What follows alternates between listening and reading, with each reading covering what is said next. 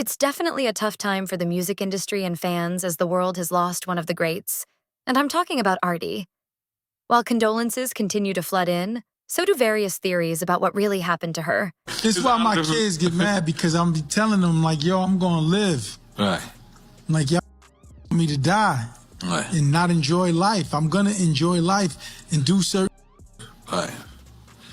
No, Dad, but you can't do that. I'm like, guys, stop me. Now, we know that VB wasn't well for a while and most likely passed due to complications from his diabetes. But as usual, people are wondering if there was foul play involved. They're asking, didn't he just sell his label's catalog for some outrageous number? People are even tying his death to Diddy, calling it karma and stress from things he allegedly did to women and others. Some are even saying it has something to do with 50 Cent. Something about him dying on the 25th, and 25 plus 25 totaling 50. It's been wild, but let's get into it. Okay, we know that Irv Gotti played a major role in shaping hip-hop and R&B records for decades, working with artists like Jarule, Ashanti, and DMX, who all had massive commercial success. His signature production style, blending hip-hop beats with melodic hooks, influenced a wave of rap and R&B crossover hits between 2001 and 2004. Among them, several multi-platinum hits with artists like Ashanti, Jarule, and Jennifer Lopez. His production credits also include records by Kanye West, Memphis Bleek, Fat Joe, and Christina Milian, among many others. He even released several albums under his own name. Unfortunately, his family confirmed the news of his death after he was hospitalized, and it was assumed that it was complications from his diabetes. Irv was pretty open about his struggles with diabetes, admitting that he wasn't consistent with his insulin and that doctors had advised him to change his diet, which he struggled to do. At one point, his levels got out of control, and his diabetes became uncontrollable. "I know my diabetes is bad, but I'm not going to stop enjoying life," he said. "I can't keep drinking champagne. It starts deteriorating your body." He even shared his concerns, saying, "When my numbers get too high, it's a problem." When Irv had a stroke in August 2024 and had to use a cane, a source said that Irv had been struggling with diabetes for years and that it caused him to have a minor stroke over 6 months ago. He made changes to his diet and worked on making a full recovery. Irv was not in a rehab facility, but at home with his family, enjoying his life. Sadly, he had another stroke recently, and upon confirmation of his death, people online started saying that this could be more than just complications from diabetes. One name that came up in relation to his death was 50 Cent. Again, people were talking about how Irv died on the 25th, and how 25 plus 25 equals 50, and some are saying this was karma for what Irv did to 50, or that 50 might have had something to do with it. So, let's take it back and talk about the beef with 50 Cent, so you can understand where people are coming from. Their feud dates back to 1999 when a close associate of 50 Cent allegedly robbed Jarule in Southside Jamaica, Queens. At the time, Jarule was the label's top artist, while 50 was just emerging in the rap scene. This led to 50 Cent releasing Your Life's on the Line in October of that year, directly targeting Jarule and the label. The tension escalated in 2000 when 50 Cent and Jarule clashed at a nightclub in Atlanta, and it intensified in March of the same year when members of G-Unit and Irv's label got into a fight at the Hit Factory studio in New York.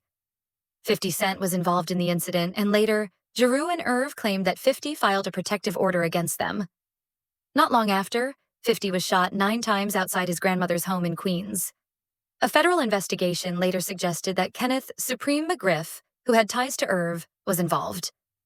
For those who remember, Irv's career faced setbacks in the mid-2000s due to an FBI investigation and a raid of his label's offices over alleged ties to Supreme. Although Irv was acquitted, the case seriously damaged the label's reputation.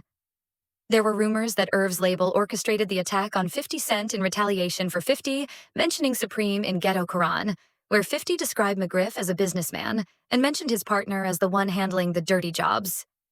For years, people speculated that Supreme put the hit on 50 after the shooting, and that Irv might have been the one who gave 50 up to Supreme.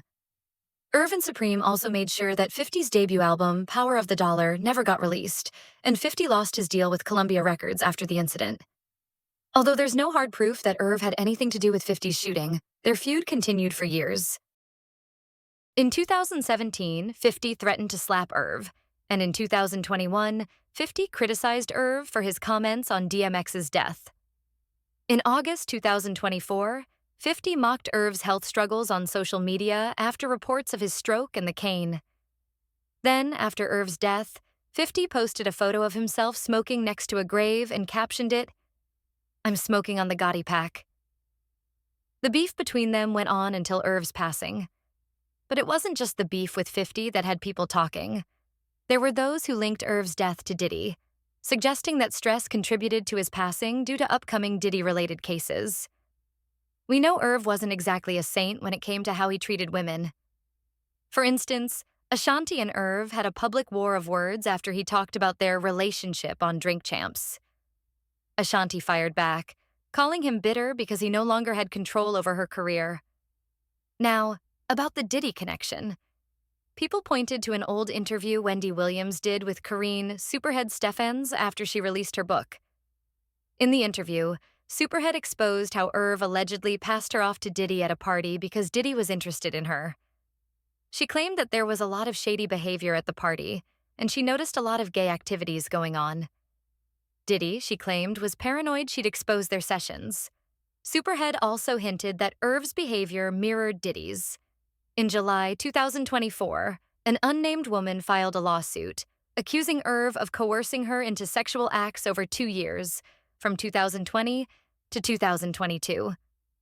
After they met at a poker game in 2020, she claimed that Irv invited her on a vacation to St. Martin, where he allegedly pressured her into sexual relations.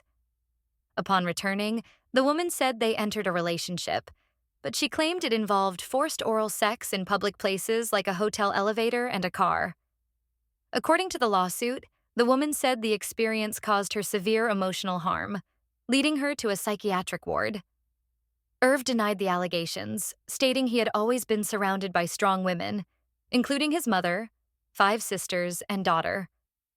But people still believe there might be more cases like this, and with authorities possibly closing in on him, the stress might have contributed to Irv's health issues. It's wild, but it's Hollywood, where everything connects to something shady. Some believe the family is hiding details about Irv's death, and others are wondering if they're covering something up. What do you think about the Diddy and 50 Cent connections? Do you believe there's more going on here than we're being told? Let me know your thoughts in the comments below.